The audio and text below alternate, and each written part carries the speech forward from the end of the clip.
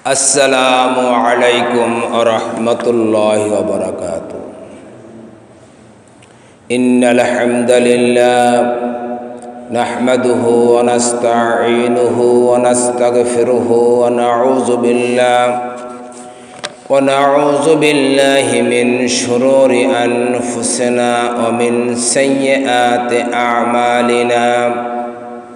من يهد الله فلا مضل له ومن يضلله فلا هادي له ونشهد أن لا إله إلا الله وحده لا شريك له ونشهد أن سيدنا وحبيبنا ومولانا محمدا عبده ورسوله الذي أرسله بالحق بشيرا ونذيرا وداعيا إلى الله بإذنه وسراجا وقمرا منيرا. فقد قال الله تعالى في كلامه المجيد وفي فرقانه الحميد. সকলে আমার সাথে বলুন আউযু বিল্লাহি মিনাশ শাইতানির রাজীম। বিসমিল্লাহির রহমানির রহিম। ইন্নাল্লাহা ওয়া মালাইকাতাহু ইউসাল্লুনা আলান নাবী ইয়া আইয়ুহাল্লাযীনা আমানু সাল্লু আলাইহি ওয়া সাল্লিমু تسليما. اللهم صل على مولانا محمد وعلى آل سيدنا مولانا محمد. اللهم صل على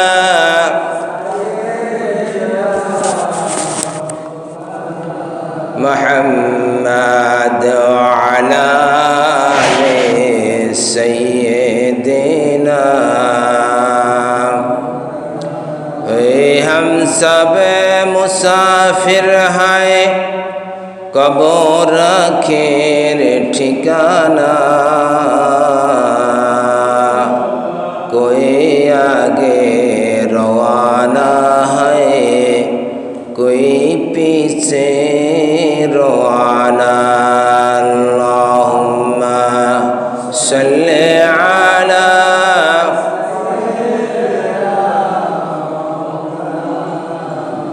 وعلى آل سيدنا. قرن সবাই بلغ العلا بكماله كشف الدجى بجماله حسنت جميع خصاله صلوا عليه.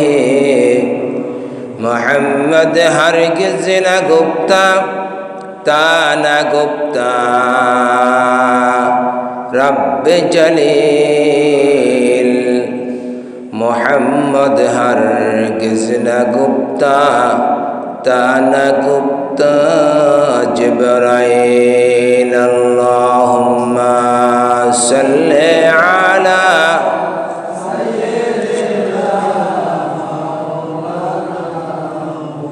وعلى آل سيدنا.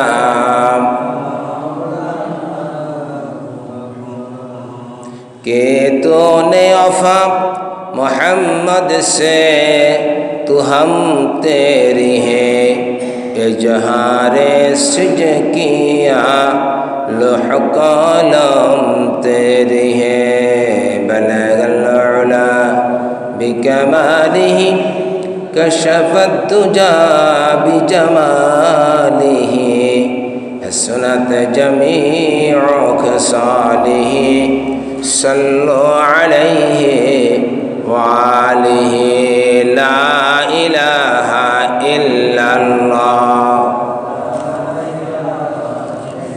ला इलाहा इल्लल्लाह ला इलाहा इल्लल्लाह ला इलाहा इल्लल्लाह ला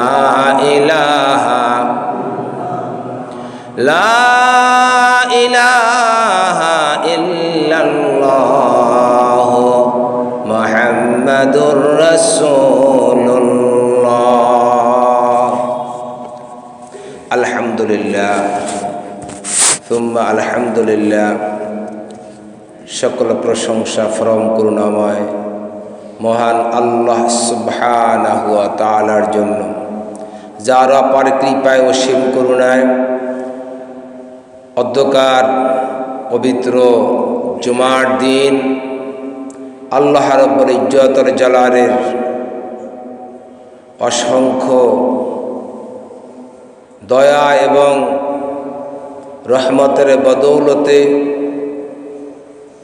অত্র এলাকা থেকে যাচাই বাছাই নির্বাচন নির্ধারণ করে আল্লাহ রাব্বুল আলামিন আমার মতো আপনার মতো আসমানের নিচে জমিনের উপরে সবচাইতে অদম পাপীকে আল্লাহ পাক তার ঘরে আসার এবং বসার তৌফিক এনায়েত করেছেন। কালামে পাক থেকে এবং হাদিস শরীফ থেকে কিছু কথা বলার এবং শ্রবণ করার নিয়তে, যার প্রত্যেকটি কথা বলনওয়ালা এবং শুননওয়ালাকে আল্লাহ রাব্বুল আলামিন আল্লাহু ইউদাইফু লিমান ইয়াশা, আল্লাহ পাক অসংখ্য অগণিত নেক দান করেন। তেমনি একটি মোবারক মজলিসে আমরা একাত্রিত হতে পেরেছি। এই জন্য আমরা সকলে মিলে হৃদয়ের সবটুকুন আবেগ অনুভূতি উজাড় করে দিয়ে হৃদয়ের গহীন থেকে বিনয়বনত চিত্তে আবেগের সাথে কালেমাত শুকর আদায় করি, বলি আলহামদুলিল্লাহ। রব্বানা লাকাল হামদ হামদান কাসীরান তাইয়িবান মুবারাকান ফীহ ইয়া রব্বি লাকাল হামদু কামা ইয়ানবাগি লি জালালি ওয়াজহিক ওয়া আযীমি সুলতানিক ইয়া রব্বি লাকাল হামদু বিল ঈমান ইয়া রব্বি লাকাল হামদু বিল ইসলাম ইয়া রব্বি লাকাল হামদু বিল কুরআন হুয়া লাকা সাম্মাইতাহু বিনিমাতিক সুবহানাকা লা ইলমা লানা ইল্লা মা আল্লামতানা ইন্নাকা আনতাল আলিমুল হাকীম। আমরা পরম করুণাময় মহান আল্লাহ সুবহানাহু ওয়া তাআলার শুকর গুজার হয়ে যথারীতি কোরআন এবং হাদিস থেকে কিছু কথা আমরা ইনশাআল্লাহ আলোচনা করার চেষ্টা করব। মা তৌফিক ইল্লা বিল্লাহ।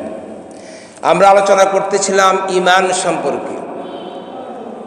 ঈমান আরবি শব্দ, যার বাংলা প্রতিশব্দ হচ্ছে বিশ্বাস। আল্লাহ রাব্বুল আলামিন এবং তার সুগুণাবলী এবং তিনি কর্তৃক নির্দেশিত যে সকল বিষয়ের উপরে তিনি ঈমান আনতে বলেছেন, ওই সকল বিষয়গুলোকে মনে প্রাণে বিশ্বাস করার নাম হচ্ছে ঈমান। যার শাব্দিক অর্থ বিশ্বাস করা, পারিভাষিক সংজ্ঞা হলো মুখে স্বীকার করা, অন্তরে বিশ্বাস করা, তদনুযায়ী বাস্তব জীবনে, ব্যক্তিগত জীবনে, পারিবারিক জীবনে, সামাজিক জীবনে, রাষ্ট্রীয় জীবনে, জাতীয় জীবনে, আন্তর্জাতিক পরিমণ্ডলে সাধ্য অনুযায়ী যথাসাধ্য তার বাস্তবায়ন করা। যার নির্দেশিত পন্থা হচ্ছে কোরআন এবং হাদিস। কোরআন এবং হাদিসের আলোকে যেখানে যেটা প্রযোজ্য ইজমে কিয়াসের প্রতিফলন ঘটিয়ে এর বাস্তব প্রয়োগ করা। ইমানের সুন্দর ব্যাখ্যা দিয়েছে ইমানে মুফাসসিরের মধ্যে। সেখানে আমরা কি বলি? আমানতু বিল্লাহি ওয়া মালাইকাতিহি ওয়া কুতুবিহি ওয়া রুসুলিহি ওয়াল ইয়াউমিল আখির আল কদরি খাইরিহি ওয়া শাররিহি মিনাল্লাহি তাআলা ওয়াল বা'সি বা'দাল মাউত। 7টি বিষয়ের উপরে পরিপূর্ণ আস্থা অর্জন করার নাম হচ্ছে ঈমান। এর ভিতরে 1 নম্বর হচ্ছে আমানতু বিল্লাহ, আমরা আল্লাহ পাকের উপরে বিশ্বাস স্থাপন করলাম। ওয়া মালাইকাতিহি, তার অসংখ্য অগণিত ফেরেশতা যাদেরকে দেখা যায় না, যারা নূরের তৈরি, এই ফেরেশতাদের উপরে ঈমান আনলাম। ওয়া কুতুবিহি, যত আসমানি কিতাব, ঐশী গ্রন্থ, আসমানি কিতাবের উপরে আমরা ঈমান আনলাম। ও রসুলিহি, যত রসুল আসেছেন পৃথিবীতে এই মানব জাতির হেদায়েতের জন্য, জিন জাতির হেদায়েতের জন্য, আমরা তাদের প্রতি ঈমান আনলাম। অল ইয়াউমিল আখির, পরকাল দিবস, বিচার দিবস, বিচার দিবসের প্রতি ঈমান আনলাম। অল কাদরি খাইরি ওয়া শাররিহি, তকদিরের ভালো মন্দের উপর ঈমান আনলাম। অল বাসি বাদাল মাউত, মৃত্যুর পরে যে পুনরুত্থান হবে, মৃত্যুর পরে যে আমরা পুনর্জীবন পাব, যেটা আমরা মানুষ মৃত্যুবরণ করার পরে যখন আমরা মাটি দেই তখন আমরা কি বলি? বিসমিল্লাহির রহমানির রহিম। আমরা কিন্তু একটা কথা অবশ্যই খেয়াল রাখবো, মানুষ মৃত্যুবরণ করার পরে যখন মাটি দেই, মাটি দেওয়ার সময় কিন্তু বিসমিল্লাহির রহমানির রহিম এটা বলতেই হবে, এটা বলেই সুন্নত। মিনহা খালাকনাকুম ওয়া ফিহা নুঈদুকুম ওয়া মিনহা নুখরিজুকুম তারাতান উখরা। মিনহা খালাকনাকুম, হে আল্লাহ, এই মাটির থেকে সৃষ্টি করা হয়েছে। অফিয়া নুঈদুকুম, আবার এই মাটির মধ্যে রেখে গেলাম। অমিনহা নুখরিজুকুম, আবার এই মাটি থেকে বের করা হবে। তারাতান উখরা, ইয়াউমুল আখির, কিয়ামতের দিবস, এই মাটি থেকে বের করা হবে। এই যে কথাটা আমরা বললাম, যেটা নাস্তিকারা বিশ্বাস করে না, নাস্তিকারা মনে করে এই দুনিয়াই সব কিছু, এরপর আর কোনো দুনিয়া নাই। এটা যারা বিশ্বাস করে না তারা ইমানদার না। তারা মনে করে যে এই দুনিয়াতেই সব, এই জন্য তারা যেভাবে ইচ্ছা, হাইসুল ইমান সেতা, যেভাবে ইচ্ছা সেভাবে তারা তাদের জীবনে পরিচালনা করে। কিন্তু একজন ইমানদার মুমিন মুত্তাকি, তার জন্য দুনিয়াটা হচ্ছে সিজনুল মুমিনিন, একটা জেলখানা। মুমিন ইচ্ছা করলে যা মন চায় তা করতে পারে না, আর একজন মুশরিক, একজন নাস্তিক, সে ইচ্ছা অনুযায়ী তার জীবনকে পরিচালিত করে। এই জন্য দেখেন ওয়েস্টার্ন কান্ট্রিগুলোতে তারা তাদের জীবন চাই জিন্দিগি পরিচালিত করে, কিন্তু আমাদের জীবনকে পরিচালিত করতে হবে রব চাই জিন্দিগি। এই জন্য দেখেন ঈমানের সুন্দর সংজ্ঞা হাদিস শরীফের মধ্যে আসছে।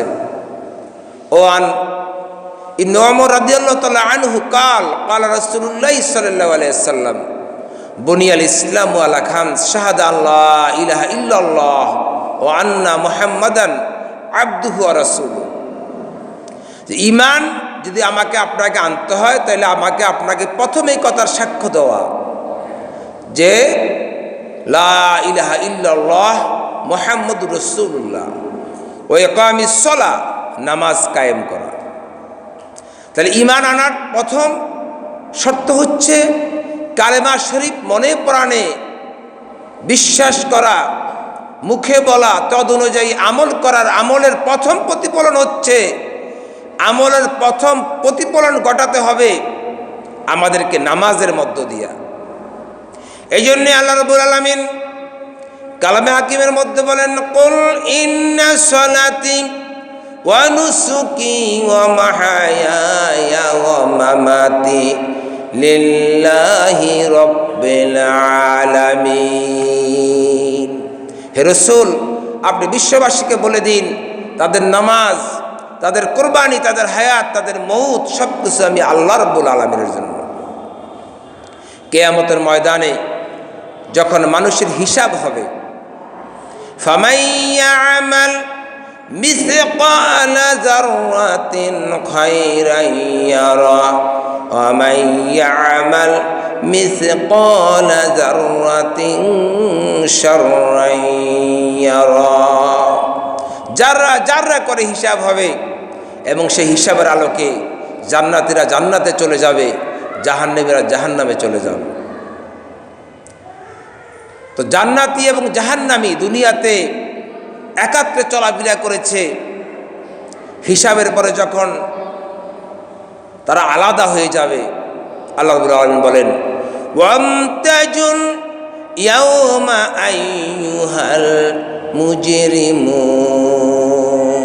আজকে তোমরা পৃথক হয়ে যাও, পর্দা পড়ে যাবে।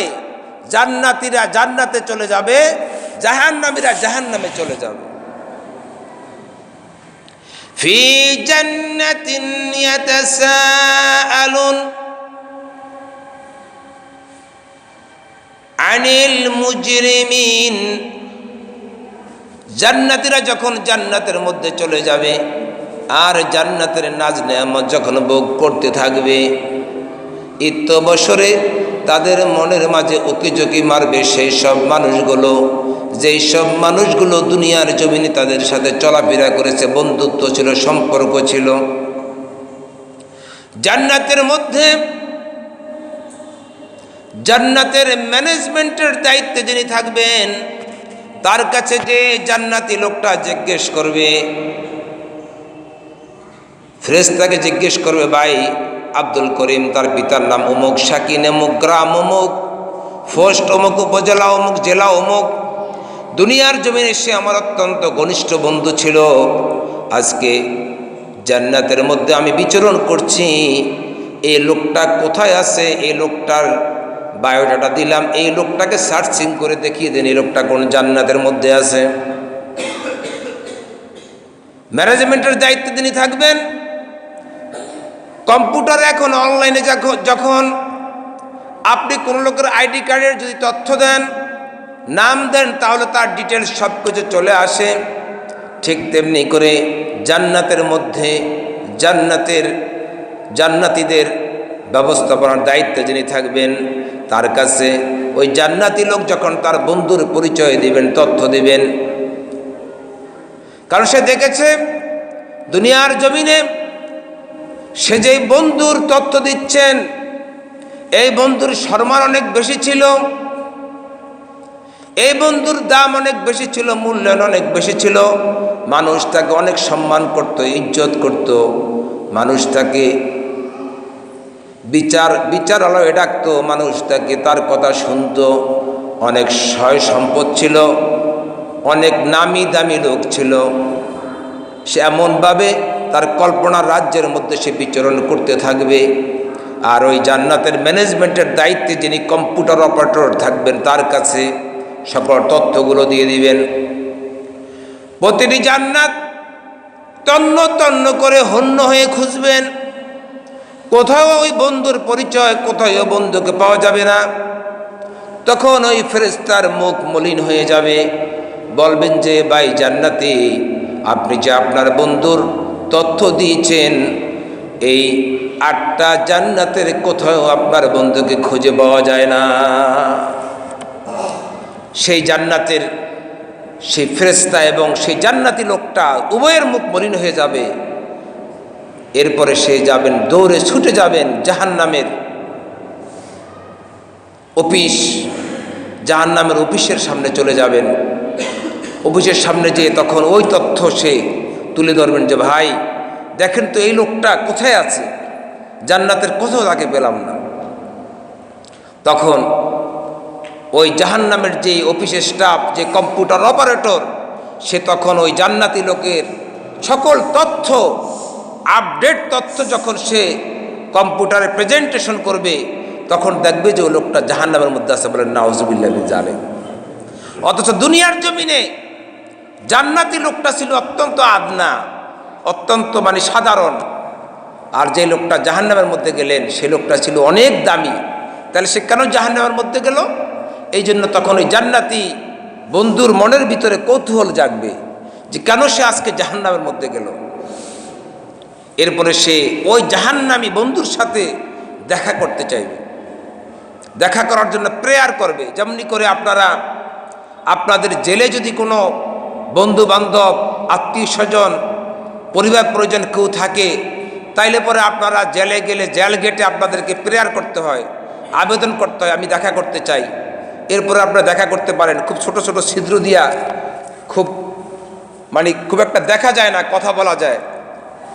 এভাবে তিনি এভাবে প্রেয়ার করবেন। প্রেয়ার করার পরে ওই লোকটা আপনার জান্নাতি লোকের সাথে দেখা করার সুযোগ পাবে। তখন তিনি জিজ্ঞেস করবেন যে আনিল মুজরিমিন, আজকে তুমি কেন এই পরিস্থিতি, তোমার দুনিয়ার জমিনে তোমাকে এত সম্মানিত দেখেছি, এত শান শওকত, এত ইজ্জত সম্মান, আজকে কেন তোমার এই অবস্থা? তখন জাহান্নামী লোকটা প্রথম যেই কারণটা নির্ণয় করবে সেটা হচ্ছে এমন, ক্বালু লাম নাকু মিনাল মুসাল্লিন। সে বলবে, জান্নাতি ভাই, আজকে আমি হলাম সবচেয়ে হতভাগা, আজকে আমি হলাম সবচেয়ে বড় দুর্ভাগা। ওয়ানফিকু মিম্মা রাযাকনাকুম মিন ক্বাবলু আইয়াতি আহাদুকুমুল মাউত ফায়াকুলু রাব্বি লাউলা আক্কারতানি ইলা আজালিন করিব ফাআসসাদ্দাকা ওয়া কুম মিনাস সালিহিন। ويقول الكافر يا ليتني كنت ترابا। সে আফসোস করতে থাকবে।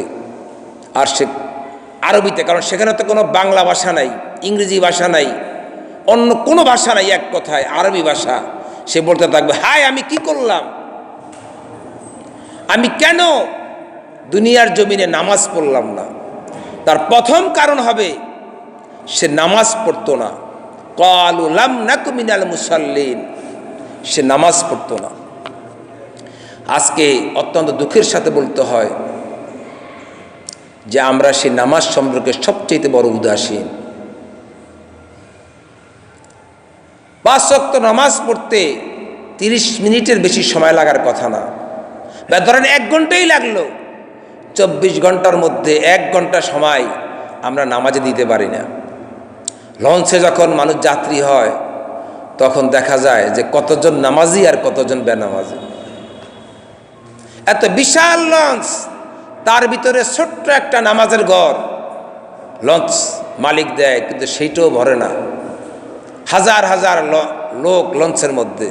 আপনি কি মনে করেছেন আল্লাহ রাব্বুল আলামিন যে নামাজকে 26শে রজব দিবাগত রাতে 27 বছর সবে মেরাজ করে আরশে আজিমে নেয়া আল্লাহ পাক তার বন্ধুকে নামাজ উপহার দিয়েছেন। সব কিছু শরীয়তের সব দুনিয়াতে পাঠাইলেন, আর নামাজ এত বিশেষ ব্যবস্থা, এত বিশেষ সম্মানের সাথে নামাজ উপহার দিলেন। কত রাকাত, কত ওয়াক্ত? 50 ওয়াক্ত।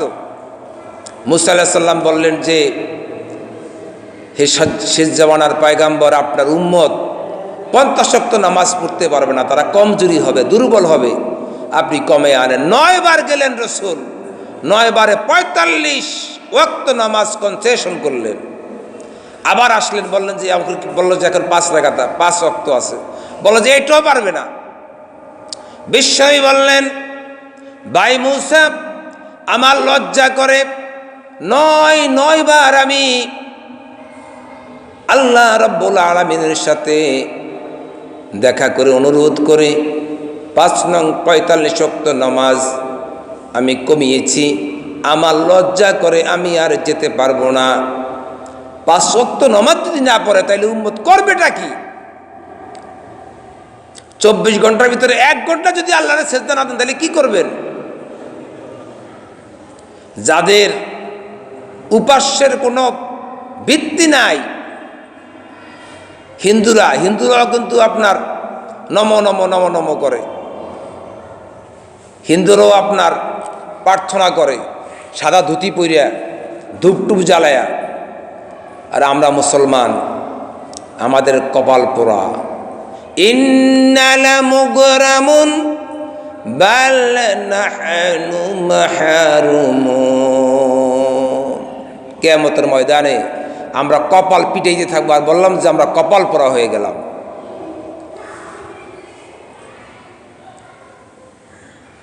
পাঁচ ওয়াক্ত নামাজ কিয়ামতের ময়দানে সর্বপ্রথম নামাজের হিসাব হবে। যার নামাজ ঠিক তার সব কিছু ঠিক, আল্লাহ পাক সব কিছু তার নিজের জিম্মায় রেখে তাকে জান্নাতের জামিনদার হয়ে যাবেন। 1 ওয়াক্ত নামাজ যদি কেউ ইচ্ছাকৃতভাবে তরক করে 2,30,40,000 বছর জাহান্নামের আগুনে জ্বলতে হবে। 1 ওয়াক্ত নামাজ যদি কেউ তরক করে, কাজা করে 2,88,000 বছর জাহান্নামের আগুনে জ্বলতে হবে। 1 ওয়াক্ত নামাজ যদি কেউ জামাতের সাথে আদায় করে 3,35,54,432 টাকি তার আমল নামে জমা হবে। হুজুরের কাছে এক সাহাবী এসেছেন, একজন অপরাধীকে ধরে এনেছেন, বললেন যে ইয়া রাসূলুল্লাহ এই লোক চুরি করে, বলল যে নামাজ পড়ার জন্য বলো। আরেক লোক এনে ধরে এনেছেন, ইয়া রাসূলুল্লাহ এই লোক মিথ্যা কথা বলে, হুজুর বললেন একে নামাজ পড়ার জন্য বলো।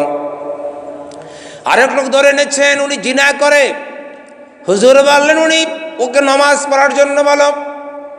আল্লাহর নবীর সাহাবী বললেন ইয়া রাসূলুল্লাহ রোগ তো হচ্ছে ভিন্ন ভিন্ন, ঔষধ কেন একটাই দিলেন? আমাদের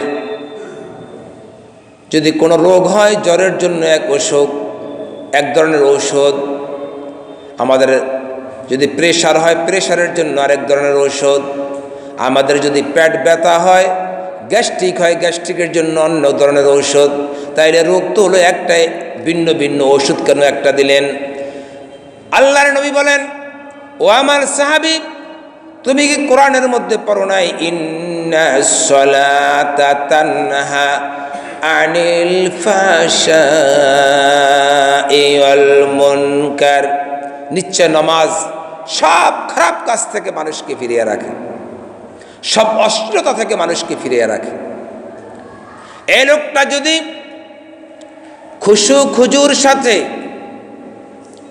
কদ আফলাহাল মুমিনুন আল্লাযীনা হুম ফি সালাতিহিম খাশিউন, এই লোকটা যদি বিনয়মনত হয়ে আল্লাহ পাককে সিজদা করে নামাজ আদায় করে একাগ্র চিত্তে, আল্লাহ রাব্বুল আলামিন যদি তার নামাজ কবুল করে ফেলেন তাহলে সে সব রকম খারাপ কাজ থেকে আল্লাহ রাব্বুল আলামিন তাকে হেফাজত